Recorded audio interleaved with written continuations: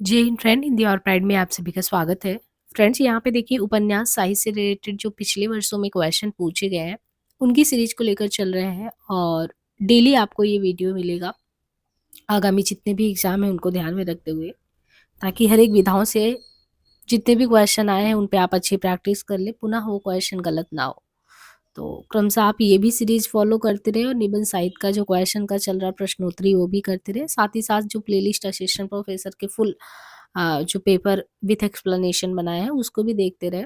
तो ये तीनों ही आपको एक तरीके के क्वेश्चन को प्रश्नोत्तरी को जो है बहुत अच्छे से कराने वाले जो है, मतलब एक तरीके से कह सकते हैं ना कि ये एक अभ्यास सेट चल रहा है। अब यहाँ पे देखिए पिछले जो भी हमने क्वेश्चन कराए हैं उसके आगे ही हम यहाँ पे देखेंगे क्वेश्चन,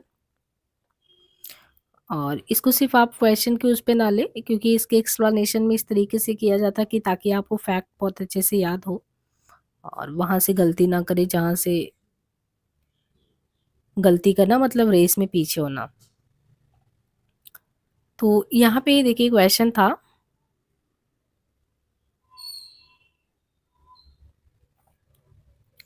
बड़े आदमियों को अपनी नाक दूसरों की जान से प्यारी होगी, हमें तो अपनी नाक इतनी प्यारी नहीं है। ये गोदान की किस बात की भावाभिव्यक्ति है? यूजीसी नेट में क्वेश्चन आया 2020 में, और धनिया सिलिया झुनिया पटेश्वरी। अब भले ही ये क्वेश्चन पूछा गया कि किसने किससे कहा, लेकिन इसी बहाने आपको अन्य 4 पात्र में 3 पात्र और याद हो जा रहे हैं जिस तरीके से क्वेश्चन पूछा जाता है। तो ये आपको पता है कि होरी और जो है धनिया उनकी पत्नी होती है, और वो सीधे कहती है, क्योंकि फिर आप देखते हैं कि वो इतना हंगामा हुआ होता है तो गांव में पुलिस आती है, सारी चीजें, तो धनिया इसलिए कहती है क्योंकि होरी सामाजिक दबाव के चलते सबके सामने ही धनिया को मारने लगता है और सारी चीजें होती है। तो कहते हैं बड़े आदमियों को अपनी नाक दूसरों की जान से प्यारी होगी, हमें तो अपनी नाक इतनी प्यारी नहीं है। गोदान उपन्यास के पात्र धनिया की भावाभिव्यक्ति है। गोदान को कृषक जीवन की महागाथा कहा जाता है। इसके लेखक मुंशी प्रेमचंद जी हैं। गोदान उपन्यास के प्रमुख पात्र में होरी, धनिया, जुनिया, गोबर, दाता दीन, माता दीन, मेहता, मालती, राय साहब, ये सभी हैं। तो सारे पात्रों को ध्यान रखना है। धनिया, जुनिया, गोबर, दाता दीन, माता दीन, मेहता, मालती, राय साहब। प्रेमचंद द्वारा रचित अन्य उपन्यास में सेवा सदन, प्रेमाश्रम, रंगभूमि, कर्मभूमि, कायाकल्प, निर्मला, गबन। तो यहाँ पे सारे अन्य जितने भी लोग हैं उनके नाम दिए गए हैं। प्रेमचंद द्वारा रचित अन्य उपन्यास में सेवा सदन है, प्रेमाश्रम है, रंगभूमि है, कर्मभूमि है, कायाकल्प है, निर्मला है, गबन है, ये सभी है। क्वेश्चन है, स्वाधीनता प्राप्ति से पहले पंजाब में पैदा हुए सांप्रदायिक तनाव और उससे जुड़ी क्रूरताओं का अंकन किस उपन्यास में किया गया है? स्वाधीनता प्राप्ति से पहले, आज़ादी नहीं मिली इससे पहले अगर देखें तो पंजाब में पैदा हुए सांप्रदायिक तनाव और उनसे जुड़ी क्रूरताओं का अंकन जो है कौन से उपन्यास में देखने को मिलेगा? कड़ियां, झरोखे, तमस, बसंती।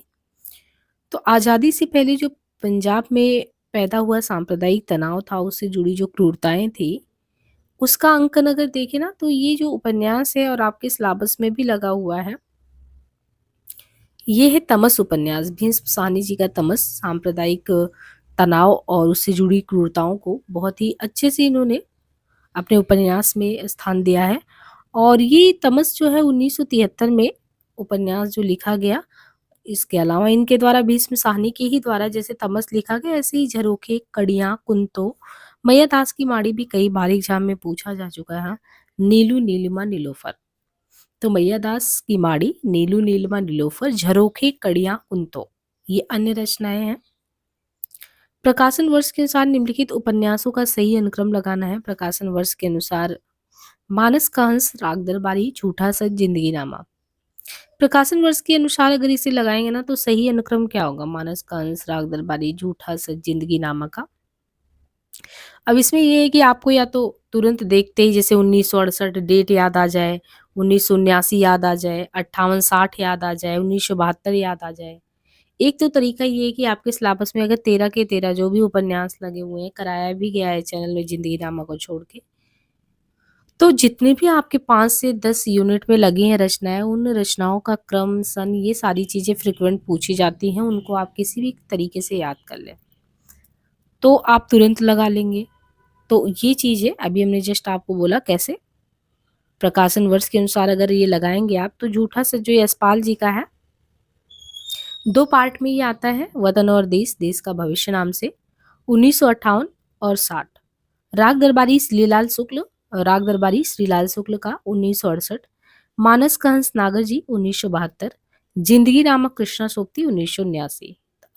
तो ये आपको ध्यान रखना है, मानस का हंस 1972, राग दरबारी 1968, बाकी 1958 60 झूठा सच और जिंदगी नामा 1979।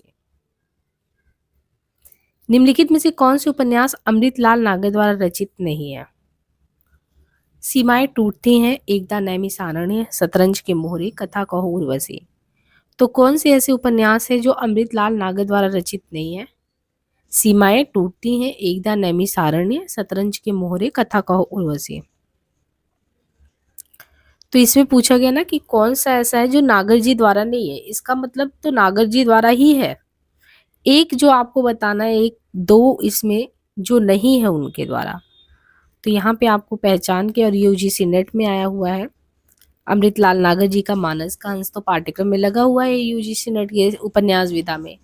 बाकी इनका जो सीमाएं टूटती हैं और कथा कहो उर्वशी, ये इनका नहीं है।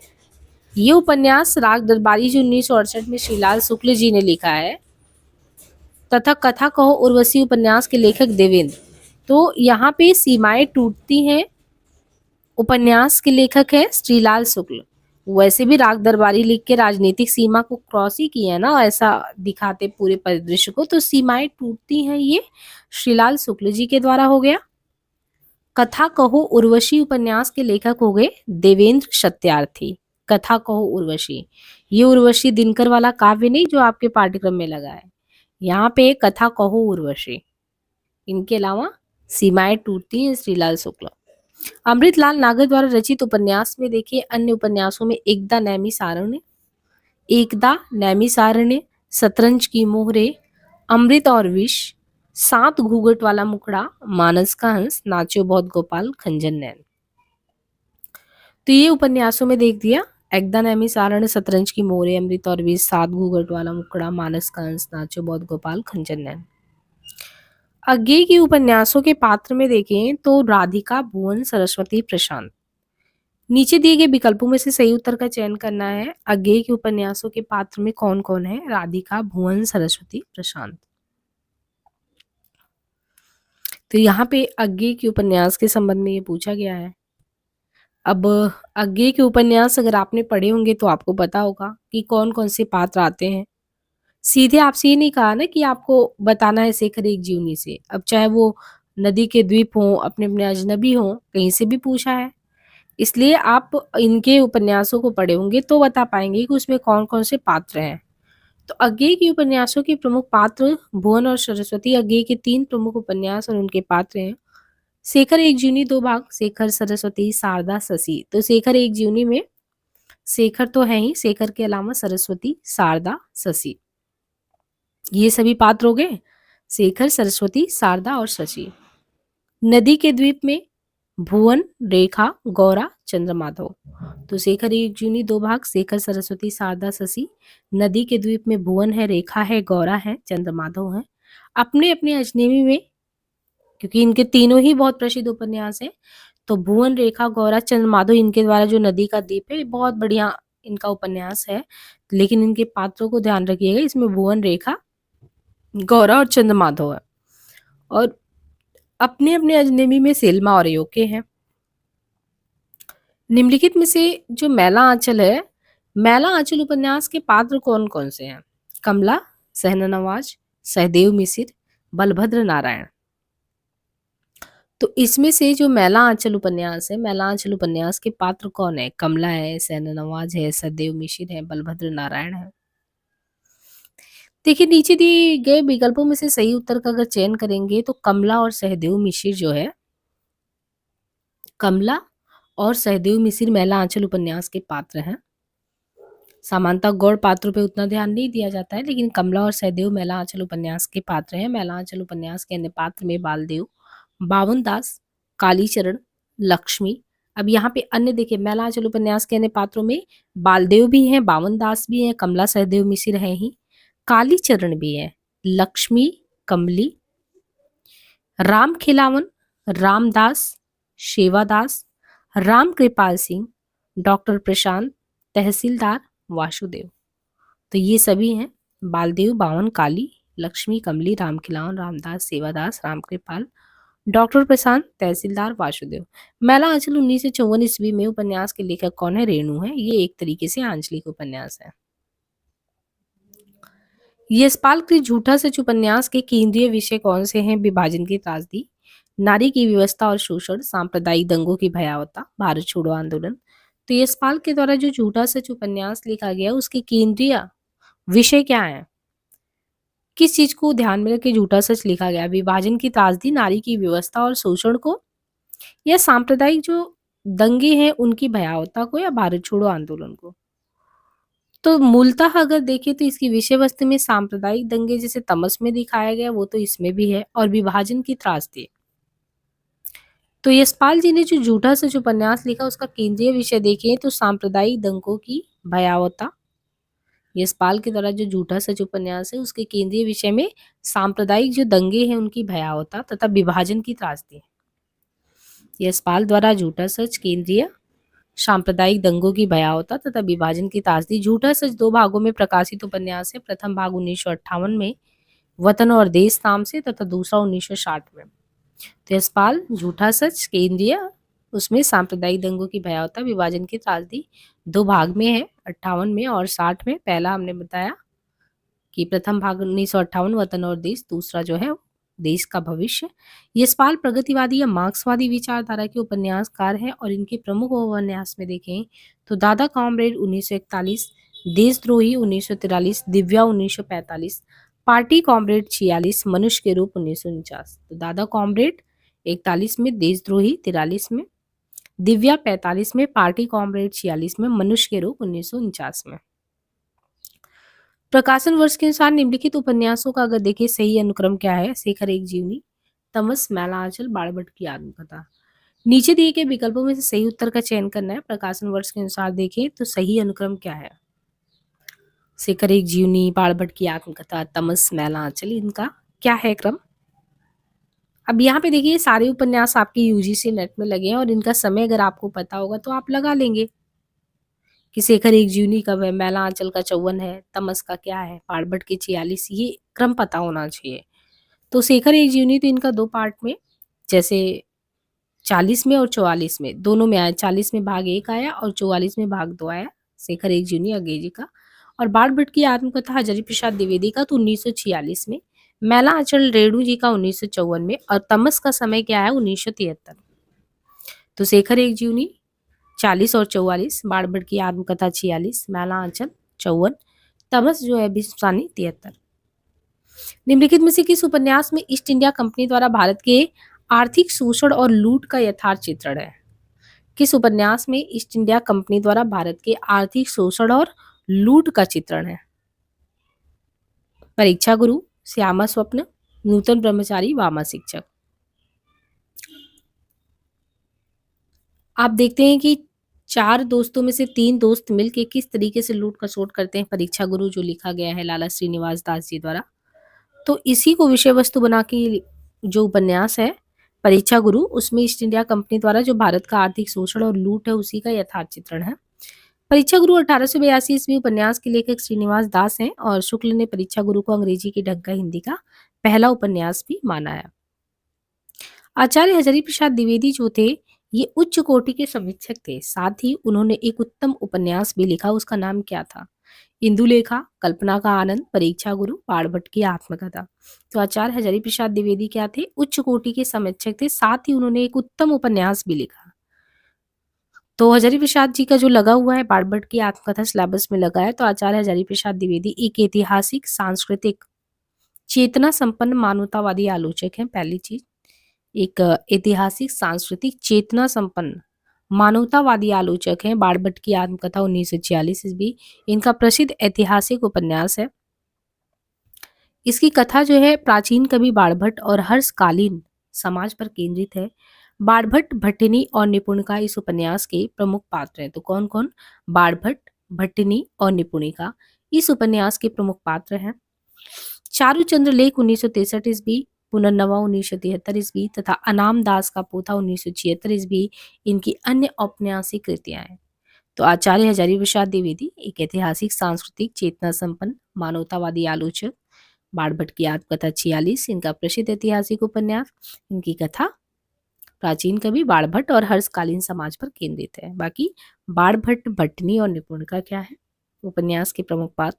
बाकी चारूचंद्र लेख 63, पुनर्नवा 73, अनामदास का पोथा 76। निम्न में से आंचलिक उपन्यास की कौन सी विशेषता नहीं है? स्वाधीनता आंदोलन का चित्रण, आंचलिक लोक जीवन एवं रीति रिवाज का चित्रण, आंचलिक जनजीवन का चित्रण, आंचलिक भाषा का प्रयोग। तो निम्न में से आंचलिक उपन्यास की कौन सी विशेषता नहीं है? आंचलिक उपन्यास के अगर देखें कौन सी विशेषता इनमें नहीं है? स्वाधीनता आंदोलन का चित्रण, आंचलिक लोक जीवन एवं रीति रिवाज का चित्रण, आंचलिक जनजीवन का चित्रण, आंचलिक भाषा का प्रयोग।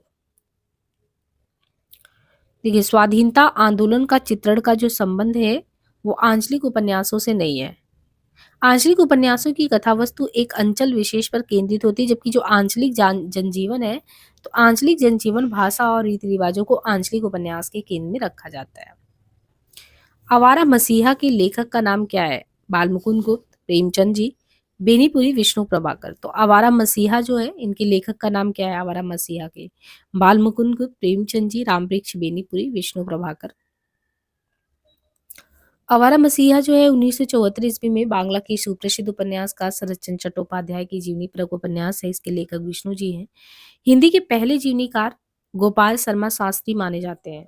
तो आवारा मसीहा 1974 में आया और किसने लिखा? बांग्ला के सुप्रसिद्ध शरत चंद्र जी। इनमें लेखक जो है विष्णु प्रभाकर। हिंदी के पहले जीवनीकार कौन है? तो हिंदी के प्रथम जीवनीकार कौन है? गोपाल शर्मा शास्त्री। हिंदी के पहले जीवनीकार के रूप में गोपाल शर्मा शास्त्री माने जाते हैं। मुंशी प्रेमचंद जी की जीवनी प्रेमचंद घर में 1944 में आया।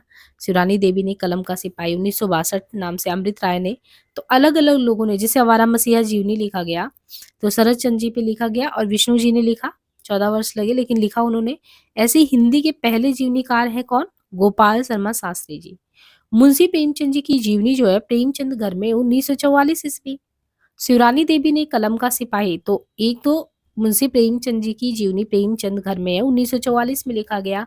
शिवरानी देवी ने कलम का सिपाही 1962 ईस्वी में, अमृत राय ने तथा कलम का मजदूर 1964। यानी केंद्र में प्रेमचंद जी को ही अगर रखे तो उनको ध्यान में रख के मुंशी प्रेमचंद जी के जीवन संबंधी उनकी पत्नी ने लिखा तो 1944 में प्रेमचंद घर में है, और कलम का सिपाही 1962 में शिवरानी देवी यहाँ पे उनका, अमृत राय ने कलम का सिपाही, और कलम का मजदूर किसने लिखा कि कलम के मजदूर, तो वो लिखा गया 1964 में। 2 साल के अंतराल में मतलब उनके पुत्र अमृत राय ने लिखा कलम का सिपाही 1962 में और मदन गोपाल ने वही चीज 64 में लिखा, और लेकिन कलम का मजदूर नाम से। परीक्षा गुरु के नायक का नाम क्या है? सुंदरलाल, मदन मोहन, सोहनलाल, ब्रजकिशोर। तो यहाँ पे जो परीक्षा गुरु हैं उनके नायक का नाम क्या है? मदन मोहन, सुंदरलाल, ब्रजकिशोर। तो उसमें देखिए 4 लोग होते हैं और वकील दोस्त ब्रजकिशोर होता है। जो परीक्षा गुरु है 1882 ईस्वी उपन्यास का नायक मदन मोहन है। और इसके लेखक कौन है? तो परीक्षा गुरु उपन्यास का नायक मदन मोहन है। इसके लेखक श्रीनिवास दास है। आचार्य शुक्ल परीक्षा गुरु को अंग्रेजी के ढंग का हिंदी का पहला उपन्यास मानते हैं। तो ये कौन मानता है? शुक्ल जी मानते हैं। अंग्रेजी के ढंग का हिंदी का पहला उपन्यास है ये उपन्यास कुल मिला के देखिए 41 छोटे छोटे प्रकरणों में बटा है। पूरा उपन्यास नीतिपरक और उपदेशात्मक है। तो परीक्षा गुरु 1882, मदन मोहन, लेखक श्रीनिवास दास है, और बाकी वही है कितने प्रकरण में बटा हुआ है। और इसको एक तरीके से अंग्रेजी के ढंग का पहला मौलिक उपन्यास किसने माना? शुक्ल ने। और बाकी ये उपन्यास जो है वो नीतिपरक और उपदेशात्मक है। उषा प्रियंवदा के उपन्यास 55 खंबे लाल दीवारे की नायिका कौन है? देवकी, सुषमा, प्रिया, मीरा। तो उषा प्रियंवदा का अगर आपने 55 खंबे लाल दीवारें जो है उपन्यास जो है पढ़ा होगा तो उसमें जो प्रधान नायिका जो कॉलेज में लेक्चरर रहती है 1961 में उपन्यास एक नायिका प्रधान उपन्यास है। ये नायिका प्रधान, नायिका ही केंद्र में पूरे घर को संभालती है। वो नायिका का नाम है सुषमा। ये 55 खंबे लाल दीवारें प्रियंवदा जी के बहुत चर्चित उपन्यास है, और जिसमें एक भारतीय नारी की जो सामाजिक एवं आर्थिक व्यवस्था है वो कैसे उसके जीवन में कुंठा यंत्रणा पैदा कर देता है। वो खुद का जीवन नहीं जी पाती, अपना जीवन परिवार के लिए उत्सर्ग कर देती है। तो वो चीजें हैं। बाकी प्रियंवदा जी के अन्य उपन्यास में वो तो 55 खंबे लाल दीवारी तो बहुत इम्पोर्टेंट है ही, जो कि 1961 में आया था। लेकिन इसके बाद 1961 के बाद जो इनके उपन्यास आए, उसमें रुकोगी नहीं राधिका 1967, शेष यात्रा 1984, अंतर्वसी 2000, भय कबीर उदास, अब देखिए भय कबीर उदास 2007, नदी करके है 2013 में। काफी अंतराल पे आया हुआ है देखे तो अब देखिए 1961 में 55 खंबे लाल दीवारें बहुत ही अच्छा उपन्यास है। रुकोगी नहीं राधिका 1967 हो गया, शेष यात्रा 1984, अंतर्वसी 2000, भय कबीर उदास 2007, नदी 2013। गिरती दीवारें किसका उपन्यास है? हमने पहले भी बताया कि गर्म राख से जब धुआं उठे और दीवारें गिर जाती है, तो ये कई बार आ चुका है और पीजीटी में ये आया हुआ फिर से क्वेश्चन है। नागार्जुन, उपेंद्र नाथ तस्क, धर्मवीर भारती जी और अमृतलाल नागर। तो गिरती दीवारें आपको तुरंत पता चल गया होगा। गिरती दीवारें 1947 ईस्वी, उपेंद्र नाथ अस्क का उपन्यास है। इन्हें मध्य वर्ग का चितेरा भी कहते हैं। तो गिरती दीवारें 47 में अस्क का है। इन्हें मध्य वर्ग का चितेरा उपन्यासकार भी कहा जाता है। बड़ी बड़ी आंखें 1955 ईस्वी, गर्मराख 1957, सितारों का खेल 1940 आदि इनके महत्वपूर्ण उपन्यास है। महाकाल 1947 ईस्वी अमृतलाल नागर का पहला उपन्यास है, जबकि रतिनाथ की चाची 1948 बाबा नागार्जुन का पहला उपन्यास है। तो एक तो गिरती दीवारें 47, गिरती दीवारें 1947 किसका है? अस्क का है। और किसको मध्य वर्ग का चितेरा कहते हैं? तो उन्हीं को गिरती दीवारें 47 में विभाजन के समय लिखा गिरती दीवारें, और इन्हें मध्यवर्ग का चितेरा उपन्यासकार भी कहते हैं। बड़ी बड़ी आंखें 1955 ईस्वी, गर्मराख 1957, सितारों का खेल 1940 आदि महत्वपूर्ण है। महाकाल 1947, महाकाल जो है 1947 ये नागर का पहला उपन्यास है, अमृतलाल नागर का पहला उपन्यास महाकाल। जबकि रतिनाथ की चाची 1948 बाबा नागार्जुन का। देखिए महाकाल नागर जी का पहला है और रतिनाथ की चाची किसका है? बाबा नागार्जुन जी का है पहला उपन्यास। तो गिरती दीवारें 47 अस्क का, मध्यवर्ग का चितेरा भी उनको कहेंगे। बड़ी बड़ी आंखें हमने पहले भी बताया था, गर्म राख वो 57 में से गर्म राख निकला, फिर गिरती दीवारें गिर गई, ढह गई। तो कोई भी देख जब दीवारें गिरेंगी तो बड़ी बड़ी आंखों से ही देखेगा। और ये सब सितारों का खेल 40 से, और बाकी महाकाल तो 1947 में है ही, और नागर जी का ये बताया। कौन से एक उपन्यास पूरी तरह किसान जीवन केंद्रित है? सेवा सदन, कर्मभूमि, निर्मला, प्रेमाश्रम। इतना तो पता है कि चारों ही उपन्यास आपके गोदान प्रेमचंद जी के हैं, लेकिन पूरी तरह इसने बोला कि किसान जीवन पे। अगर आपको कथा वस्तु नहीं पता हो तो फिर ये प्रॉब्लम हो जाएगा कि कौन सा एक उपन्यास है जो पूरी तरह किसान जीवन को ध्यान में रखकर लिखा गया है। सेवा, कर्मभूमि और ये। तो यहाँ पे जो प्रेमाश्रम है, प्रेम आश्रम, लास्ट में प्रेम से जो है एक आश्रम में चले जाते हैं, और एक तरीके से प्रेम आश्रम में आप देखो कि जो जीवन व्यतीत करते हैं। फिर इस उपन्यास में भी देखिए प्रेम आश्रम 1922 में इनका आया था। ये पूरी तरह किसान जीवन पर केंद्रित उपन्यास है। इस उपन्यास में औपनिवेशिक शासन के दौरान जो जमींदार और किसान थे उनके संबंध का चित्रण है कि क्या स्थिति थी, जमींदार और किसान का संबंध क्या था। तो प्रेम आश्रम 1922 में आया। हालांकि हमने बताया था कि जो यात्रा शुरू किया था प्रेमचंद जी ने, भले ही इनका जन्म 1880 में हो, लेकिन उपन्यास के क्षेत्र में इन्होंने बाजारे हुस्न जो कि उर्दू में है, तो सेवा सदन से शुरू किया था यात्रा 1918 में वेश्या जीवन से संबंधित समस्या पर। जबकि निर्मला 1927 में दहेज एवं अनमेल विवाह को केंद्र में। प्रेमाश्रम 22। चोटी की पकड़ की विधा क्या है? जीवनी, संस्मरण, उपन्यास, कहानी। तो चोटी की पकड़ क्या है? जीवनी है, संस्मरण है, उपन्यास है, कहानी है। देखिए चोटी की पकड़ जो उपन्यास है, वो चोटी की पकड़ जो है ये उपन्यास विधा की रचना है। प्रमुख छायावादी कवि सूर्यकांत त्रिपाठी निराला ने इस उपन्यास की रचना की है। चोटी की पकड़ जो है ये उपन्यास विधा की रचना है, और ये निराला ने इस उपन्यास की रचना की है। ये एक तरीके से यथार्थवादी परंपरा की कृति है, चोटी की पकड़। इनके अन्य प्रमुख उपन्यास भी हैं, अप्सरा है, अलका है, प्रभावती है, निरूपमा है, कुल्ली भाट है। लेकिन चोटी की पकड़ किसका है? ये ध्यान रखना, निराला जी का। यथार्थवादी, और बाकी तो ये सारे ही बता दिए आपको। अप्सरा भी, अलका भी है, प्रभावती भी, निरूपमा भी है, कुली भाट भी है। सोया हुआ जल उपन्यास की विषय वस्तु निम्नलिखित में से किसके साथ जुड़ा हुआ है? सोया हुआ जल कभी जल को आपने सोते हुए देखा, वो तो प्रभामान रहता है, लेकिन यहाँ पे ये जो उपन्यास है सोया हुआ जल उपन्यास, इसमें क्या भिन्न-भिन्न व्यक्तियों की कहानी है या एक सराय में ठहरे हुए यात्रियों की एक रात की कहानी है? सामाजिक विसंगतियों का वर्णन है या काशी का इतिहास है? क्या विषय वस्तु है सोया हुआ जल? और पहले तो ये सोचिए ये है किसका उपन्यास सोया हुआ जल? बड़ा कंट्राडिक्टरी नाम दिया गया है। फिर उसके विषय वस्तु पे आएँ, तो सोया हुआ जल एक तरीके से देखें तो ये उपन्यास जो है एक सराय में ठहरे हुए जो व्यक्ति हैं, तो एक रात कैसे वो व्यतीत करते हैं। 1954 में जब आपका मैला आंचल उपन्यास रेणु जी का आता, तभी आता है, एक प्रतीकात्मक उपन्यास है और ये सर्वेश्वर दयाल सक्सेना के उपन्यास सोया हुआ जल जो 54 में आया। तो सोया हुआ जल, पागल कुत्तों का मसीहा 1977, सूने चौकटे 1981 अन्य उपन्यास में है। सोया हुआ जल 54, पागल कुत्तों का मसीहा 77 में, सूने चौकटे 81। पागल कुत्तों के मसीहा उपन्यास में कुत्तों के प्रतीक में रूह में, यानी पागल कुत्तों के मसीहा में अगर देखें तो पागल कुत्तों के मसीहा उपन्यास में कुत्तों के प्रतीक में रूढ़ जीवन मूल्य का चित्रण है। सूने चौकटे 1981 ईस्वी उपन्यास में बालक के स्वभाव का चित्रण है सूने चौकटे में। सर्वेश्वर दयाल सक्सेना कवि एवं उपन्यासकार है। चंदर सुधा और पम्मे धनबीर भारती जी के किस उपन्यास के पात्र हैं? प्रारंभ व समापन, गुनाहों का देवता, 11 सपनों का देश, सूरज का सातवां घोड़ा। यानी आपको दिया तो उन्हीं के पात्रों का नाम है कि चाहे वो 11 सपनों का देश हो, सूरज का सातवां घोड़ा हो, गुनाहों का देवता हो, प्रारंभ और समापन हो, लेकिन इसमें चंदर सुधा और पम्मे, तो आपने कभी भी गुनाहों का देवता फिल्म देखी हो तो आपको वो पात्र बहुत अच्छे से किरदार याद होंगे। चंदर सुधा और पम्मी भारती जी के गुनाहों के देवता के पात्र हैं। धर्मवीर भारती जो है कवि और उपन्यासकार हैं। इनके उपन्यास में गुनाहों का देवता 1949 में, सूरज का सातवां घोड़ा 1952 में, 11 सपनों का देश, प्रारंभ और समापन। तो भारती जी का गुनाहों का देवता 49, सूरज का सातवां 52, 11 सपनों का देश। गुनाहों का देवता उपन्यास में जो है चंदर और सुधा के किशोर भावुक प्रेम की करुण कहानी है। सूरज का सातवां घोड़ा, ये तो चंदर और सुधा के किशोर भावुक प्रेम की करुण कहानी है। सूरज का जो सातवां घोड़ा है उसमें आलिफ लैला पंचतंत्र आदि की कथा प्रवृत्ति पर नगरीय जीवन मध्यवर्ग के कटु यथार्थ का चित्रण है सूरज के सातवां घोड़े पे। सूरज का सातवां घोड़ा उपन्यास को लघु उपन्यास की तरंगा संज्ञा दी गई है। सूरज का सातवां घोड़ा उपन्यास का मुख्य पात्र मणिक मुल्ला, जमुना और लिली है।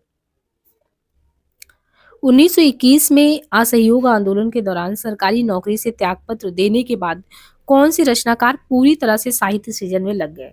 यानी 21 में असहयोग आंदोलन में ये हुआ कि अब सरकारी नौकरी ने फंसा रखा है तो इसी को ही जड़ से हटा देते हैं। साहित्य सृजन में लगे प्रेमचंद, यशपाल, बालकृष्ण भट्ट, भारतेंदु हरिश्चंद्र। तो 1921 में असहयोग आंदोलन के दौरान सरकारी नौकरी से त्यागपत्र देने के बाद प्रेमचंद जी पूरी तरह से साहित्य सृजन में लग गए थे। 1921 ईस्वी में असहयोग आंदोलन के दौरान महात्मा गांधी की सरकारी नौकरी छोड़ने के आह्वान पर स्कूल इंस्पेक्टर पद से प्रेमचंद 23 जून को त्यागपत्र दे देते हैं और इसके बाद उन्होंने लेखन को अपना व्यवसाय बना लिया। मर्यादा, माधुरी आदि पत्रिकाओं में एक संपादक के पद पर इन्होंने काम भी किया। निम्नलिखित में से कौन सा कथन प्रेमचंद जी के विषय में सही नहीं है? प्रेमचंद जी ने उपन्यास को जनजीवन से जोड़ा, उन्होंने किसान और श्रमिक वर्ग की समस्याओं को प्रस्तुत किया, उन्होंने राष्ट्रीयता का समर्थन किया, उन्होंने संस्कृत निष्ठ भाषा का प्रयोग किया। तो प्रेमचंद जी ने संस्कृत निष्ठ भाषा का प्रयोग किया। कथन प्रेमचंद जी के विषय में गलत है। प्रेमचंद जी ने उपन्यास को जनजीवन से जोड़ा, उन्होंने राष्ट्रीयता का समर्थन किया। प्रेमचंद जी ने अपनी रचनाओं में किसानों और श्रमिक वर्गों की समस्याओं को उठाया। प्रेमचंद जी उर्दू से हिंदी में आए थे तो उनकी भाषा में उर्दू की चुस्त लोकोक्तियां भी देखने को मिलता। शिवपालगंज किस उपन्यास से जुड़ा है? ठेठ हिंदी का ठाठ हार, राग दरबारी, परीक्षा गुरु। तो शिवपालगंज, शिवपालगंज जो जुड़ा है किससे है? शिवपालगंज गांव का नाम जो है श्रीलाल शुक्ल के उपन्यास राग दरबारी से जुड़ा हुआ है शिवपालगंज। राग दरबारी श्रीलाल शुक्ल का चर्चित उपन्यास है और जिसके लिए उन्हें 1969 में, यानी 68 में लिखा राग दरबारी, 69 में जाके इनको मिला, साहित्य अकादमी मिला था। राग दरबारी में जो है शिवपालगंज की जिंदगी का यथार्थ चित्रण है। श्रीलाल शुक्ल के प्रमुख उपन्यास सूनी घाटी का सूरज, अज्ञातवास, सीमाएं टूटती है, मकान, विश्रामपुर का संत, पहला पड़ाव, तो इसमें इनका है। और श्रीलाल शुक्ल के प्रमुख उपन्यास में देखें तो सूनी घाटी का सूरज, अज्ञातवास, सीमाएं टूटती हैं, मकान, विश्रामपुर का संत, पहला पड़ाव। तो हमने वैसे भी बताया था कि कभी भी व्यक्ति को विश्राम करना होता है तो सीमाएं तोड़ के जाना पड़ता है। तो विश्रामपुर का संत जो है वो क्या करता है, विश्रामपुर का संत सीमाएँ तोड़कर अज्ञातवास में, अज्ञातवास कहाँ, जो विश्रामपुर के लिए जो संत आया वो सूनी घाटी की सूरज में उसका पहला पड़ाव होता है। बाकी उपन्यास में वही राजनीति, व्यंग, आंचलिकता और श्रीलाल शुक्ल और अमरकांत जिंदगी, और जो दोनों लोगों को मिला के 2011 में भारतीय ज्ञानपीठ मिला था। अधकिला फूल 1907 में, अधकिला फूल के सब 1907 आप देखो कि महादेवी वर्मा का जन्म भी है अधकिला फूल जो है, और ठेठ हिंदी का ठाठ या देवबाला 1899 में, ये सब हरियोज जी का उपन्यास है। अधकिला फूल 1907 में लिखा था, ठेठ हिंदी का ठाठ देवबाला 99 में। हार करके है, ये सुमित्रा नंदन पंत द्वारा रचित उपन्यास हार है। परीक्षा गुरु 1882 लाला श्रीनिवास दास का है। सूर्यकांत त्रिपाठी निराला जी उपन्यासों का प्रकाशन की दृष्टि से सही अनुक्रम अगर देखें तो क्या है, अलका कुल्ली भाट, चोटी की पकड़, अप्सरा। तो यहाँ पे क्रम से देखें निराला जी के उपन्यासों का प्रकाशन की दृष्टि से कालक्रम अप्सरा, अलका कुल्ली भाट, चोटी की पकड़। निराला जी द्वारा रचित प्रमुख उपन्यास में अप्सरा 1931 है। अब देखिए इन्होंने सबसे पहले अप्सरा लिखा, अप्सरा 31 में, और 33 में इन्होंने लिखा अलका। तो 31 और 33 से आपको याद हो चंद्रगुप्त जी का, चंद्रगुप्त कह रहे हैं प्रसाद जी का, आप देखते हैं आपके सिलेबस में 1928 में स्कंदगुप्त है ना, 31 में चंद्रगुप्त है, फिर ध्रुवस्वामिनी 33 में है। तो जब उन्होंने चंद्रगुप्त और ध्रुवस्वामिनी लिखा था, ऐसे ही उसी समय निराला जी ने अप्सरा और अलका लिखा 31 में 33 में। फिर देखिए 3 साल के गैपिंग के बाद 31 से 33, 33 से 36, और फिर निरूपमा भी 36 में। यानी प्रभाव में निरूपमा के कब आए थे, 36 में ही आ गए थे। बाकी अप्सरा, पहले अप्सरा लिखा फिर अलका लिखा 31 और 33, इसके बाद निरूपमा हो गया। फिर कुली भाट 38-39 में इन्होंने लिखा, कुली भाट करके है, और इसके बाद बिलेसुल बकरिया करके 1942 में है, और चोटी की पकड़ जो है 1946, और इनके अलावा काले कारनामे 50। कुली भाट और विशेषर, कुली भाट और बिलेसुर बकरिया की गणना संस्मरणात्मक उपन्यास में की जाती है। बाकी अप्सरा उपन्यास की प्रमुख पात्र कनक है। दहेज प्रथा, अनमेल विवाह के दुष्परिणाम का चित्रण प्रेमचंद जी ने निम्न में से किस उपन्यास में किया है। दहेज प्रथा, अनमेल विवाह का दुष्परिणाम क्या होता है, ये प्रेमचंद जी के प्रेमाश्रम रंगभूमि निर्मला कर्मभूमि में अगर देखें तो दहेज प्रथा, अनमेल विवाह, इनके दुष्परिणाम का चित्रण निर्मला में देखने को मिलता है। 80 से 36 मूल नाम धनपत है, उर्दू में नवाब कहते हैं मुंशी प्रेमचंद को उपन्यास सम्राट। इनके प्रमुख उपन्यास में प्रेमा है, रूठी रानी है, सेवा सदन है, वरदान है, प्रेमाश्रम, रंगभूमि, कायाकल्प निर्मला, प्रतिज्ञा, गबन, कर्मभूमि, गोदान, ये है। प्रेमाश्रम में किसानों की दुर्दशा, जमींदारों का अत्याचार, वकीलों की बेरहमी, अदालतों और अफसरों की धांधली। रंगभूमि उपन्यास में औद्योगिकरण के दोष, पूंजीपतियों के शोषण तथा अंग्रेजों के अत्याचार का चित्रण है। कर्मभूमि उपन्यास में हिंदू मुस्लिम एकता और दलित किसानों के उत्थान की कथा है। तो ये अलग अलग है, जैसे रंगभूमि उसकी विषय वस्तु अलग, कर्मभूमि का अलग। निम्न में से कौन सा उपन्यास धनवीर भारती जी का नहीं है। चारूचंद्र लेख, प्रारंभ और समापन, सूरज का सातवां घोड़ा, 11 सपनों का देश। तो कौन सा उपन्यास धनवीर भारती जी का नहीं है। चारूचंद्र लेख धनवीर भारती जी का उपन्यास इसमें नहीं है। चारूचंद्र लेख ये धनवीर भारती जी का उपन्यास नहीं है। बाढ़ भट्ट की आत्मकथा चारूचंद्र लेख पुनर्नवा अनामदास का पोथा हजारी प्रसाद द्विवेदी के उपन्यास है। तो कौन कौन सा, बाढ़ भट्ट की आत्मकथा, चारूचंद्र लेख पुनर्नवा अनामदास का पोथा, ये किसका है, द्विवेदी जी का। गुनाहों का देवता 1949 में आया। बाकी ये तो चारूचंद पुनर्नवा ये सब हो ही गया। गुनाहों का देवता इनका 1949 में, सूरज का सातवां घोड़ा 52 में, 11 सपनों का देश, प्रारंभ हुआ समापन, ये धन भारती जी के उपन्यास है। तो यहाँ पे गुनाहों का देवता 49, सूरज का सातवां घोड़ा, 11 सपनों का देश, प्रारंभ हुआ समापन। धनवीर भारती 1926 से 97 आधुनिक हिंदी साहित्य के प्रमुख लेखक, कवि, नाटककार, सामाजिक विचारक थे। धनवीर भारती प्रख्यात साप्ताहिक पत्रिका धर्मयुग के प्रधान संपादक भी थे। अंधायुग 1955 भारती जी का प्रसिद्ध गीति नाट्य है। तो एक तो ये हो गया, और ठंडा लोहा 1952 ईस्वी, सात गीत वर्ष 1959 ईस्वी, कनुप्रिया 59, सपना अभी भी है 1993 आदि भारती जी के प्रसिद्ध काव्य कृतियां हैं। तो यहाँ से हम दूसरे उसमें कर लेंगे। आज के लिए इतना ही है ना, 25 क्वेश्चन आपको करा दिया। आधे घंटे से ज़्यादा लॉन्ग वीडियो नहीं देंगे आप, बस ये है कि आप लोग चैनल पे फर्स्ट टाइम आए हो तो लाइक शेयर सब्सक्राइब करो। हिंदी और प्राइड ऐप को अपने मोबाइल में ज़रूर रखें। जल्द ही आपको बहुत सारे PDF वहाँ देखने को मिलेंगे। आज के लिए इतना ही, धन्यवाद।